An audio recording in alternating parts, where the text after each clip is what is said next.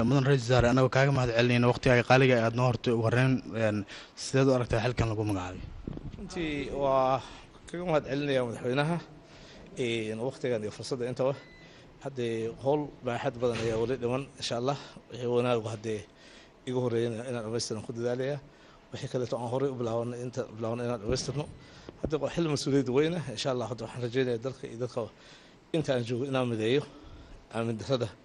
baxsan dadka dhextaala inaan ka saaro amniga la adkeeyo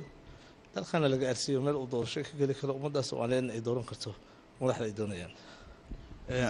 markii ugu horreysay oo xilkan lagu magacaabo ma ahan maxaad cashara oo ka kororsan kartaa horey muddadii aad u soo martay oo hadda is leedahay alla ilaa halkaas waa loo baahnaa hadda muddo labaad jaanis wada runtii dee waqtigii horetana waqti dagaal iyo adag ayaan ku soo aadnay runtii meesha hadda la marayana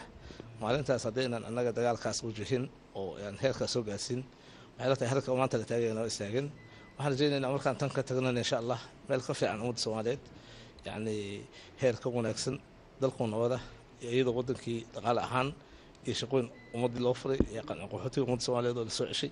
waxyaabo badan markii hore fursad dagaal ee noo diiday inaan hadda soo inaad ilaa xukuumadda aad soo dhisi doonto mid noocee ah bay noqon doontaa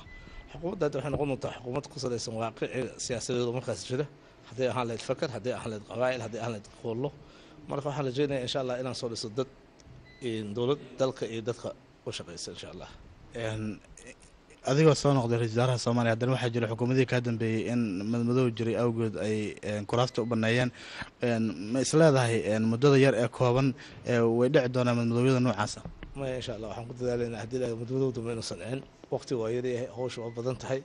madowgii dhaca ummadda Soomaaliyeed ka go-an tahay marka waxaan ku tashanaynaa insha allah madaxweynaha inagana waa ka wada hadalnay waan ku ballanay runtii wax madmadow inaan iska ilaalino aan dhamaystirno haddii la yiraahdo intii hal iyo laba waxyaabaha aad isleedahay hadda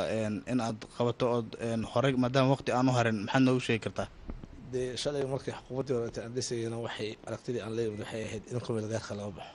haddana waxaan rajaynayaa haddii aragtida koowaad inay tahay dastuurkan qabyada horta inuu dhammaado annaga maagii hore annaga aan keennay inaan dastuurkaas ka dhigno dastuur u shaqeeya dowladnimada Soomaaliyeed haddii la yiraahdo arrimaha federaaleynta oo dowladdu ay ku guuleysatay in meelo badan laga hirgeliyo 2016 maxaad isla filaysaa insha allah inta dhiman haddii la yiraahdo waan dhisaynaa waxaan rajaynaynaa insha allah inuu 2016 inuu soo baxo dal qaran shaqeeya oo si federaal haysta runtii ummadaas ku